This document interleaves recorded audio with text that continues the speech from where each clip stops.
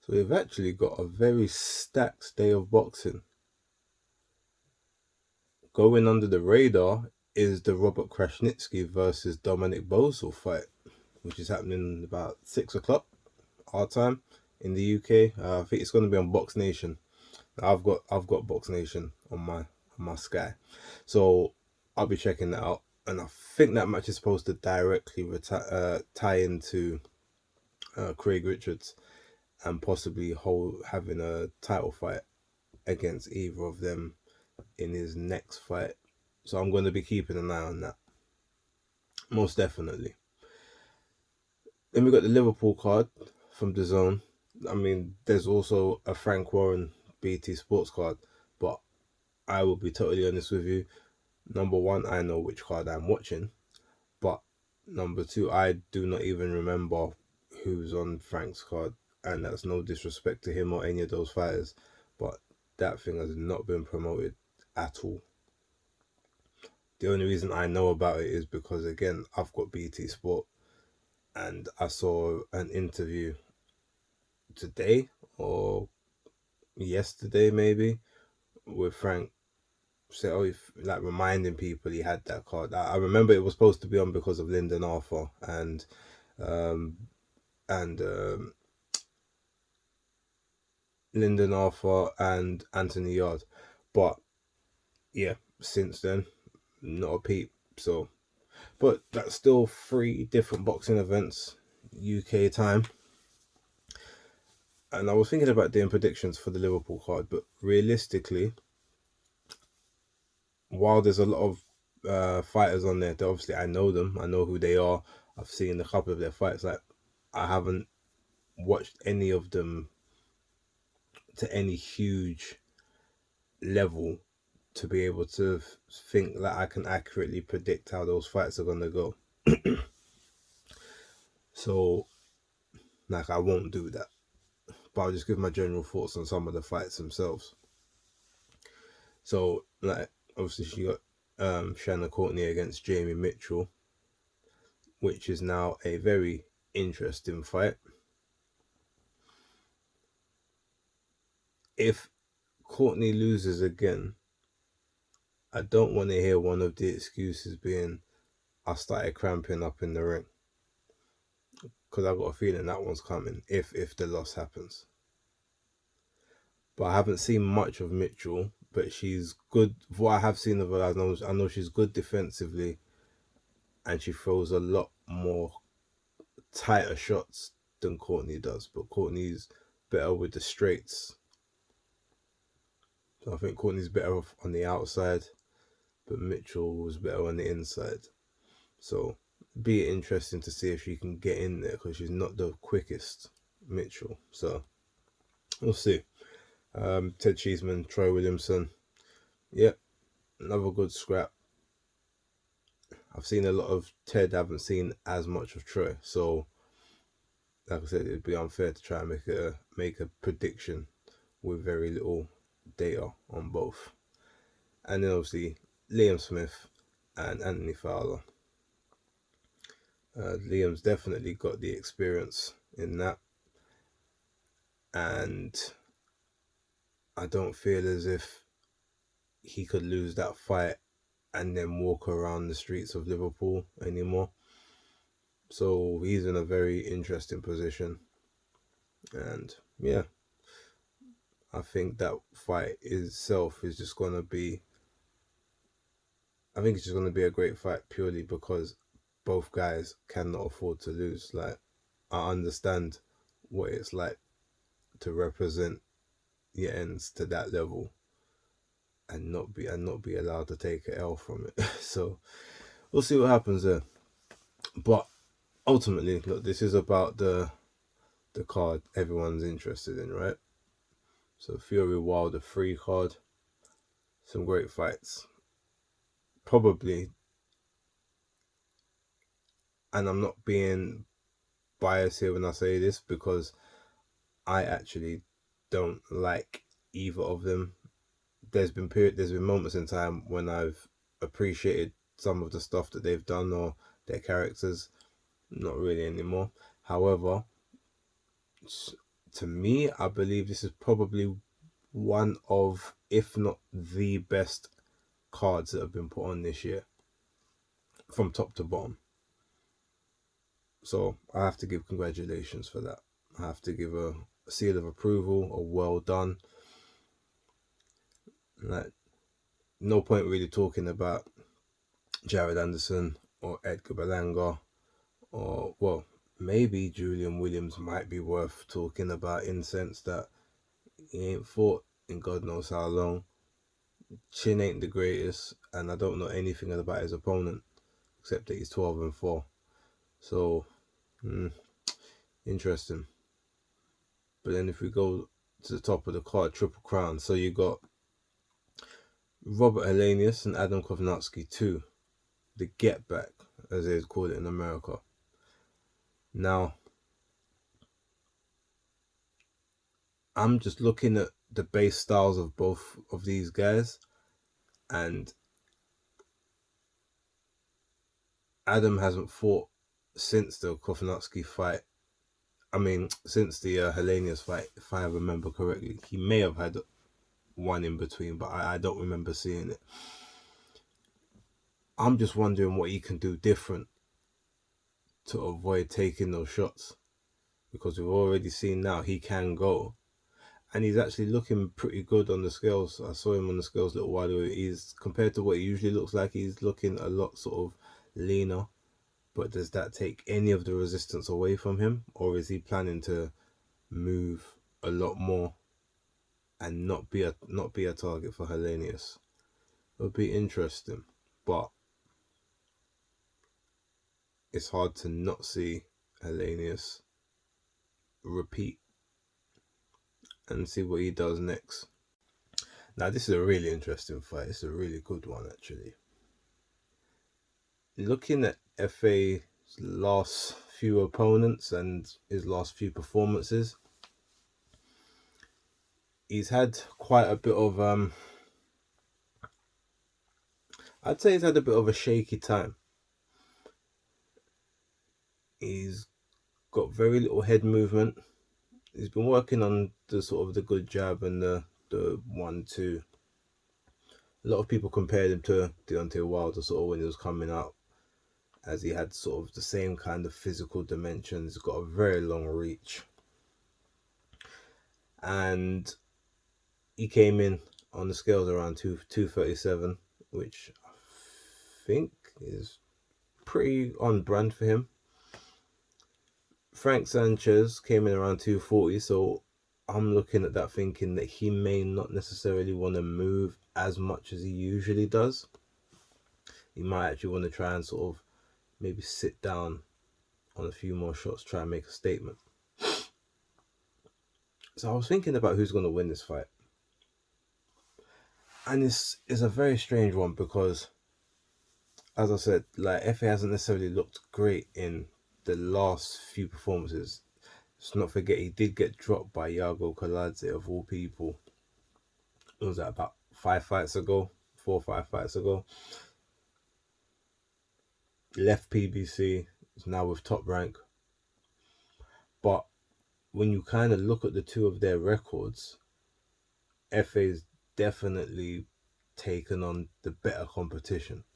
So I guess all of that's got to store up in the bank, in the store up in the memory banks. I mean, the Ali Erendemirejan fight was, I think, his best learning fight to date. Both were undefeated at the time, 2 Olympians. I definitely think he got quite a bit out of that. And the Johnny Rice fight as well. I think he got some valuable knowledge out of that fight too. Obviously, there's others in between. I mean, the Brian Howard fight, less said about that, the better, to be honest. But yeah, if you then look at Sanchez's record and who he's been fighting in his 18 fights, with the exception of Joey DeVaco, I mean, there's no other real recognized names on there except for, again, Brian Howard, but that's not really a measuring stick to what level you're at. But I guess the X factor is Sanchez's Reynoso camp. Now, say what you want about other stuff within that particular camp. I mean, they got skills and they implement game plans very well. So this is going to be a very interesting fight. If I was leaning one way or the other, I can see Sanchez. And I wouldn't be surprised if I saw Sanchez do something that surprised a lot of people in this fight. Now, what that is, I wouldn't say, because different people are surprised by different things. But he's definitely the favorite.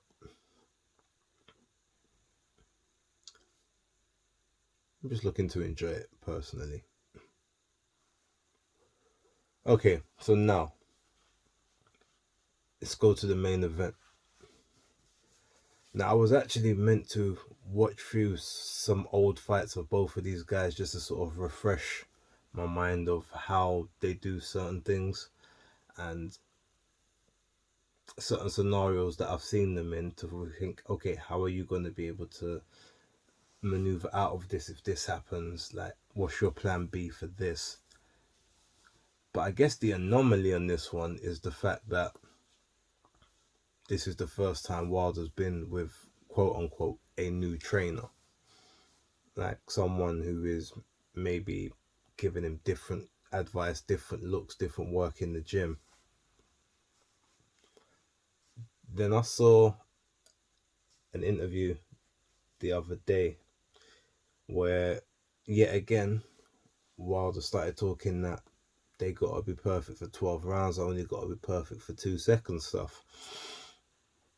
So that then made me feel as if he's not changed anything significant, because he's still believing that power is where it's at. You know, skills don't mean anything. If I'm talking about skills, like when you got power, you never out of a fight. I still feel like that's just the wrong mentality for him to have in this case.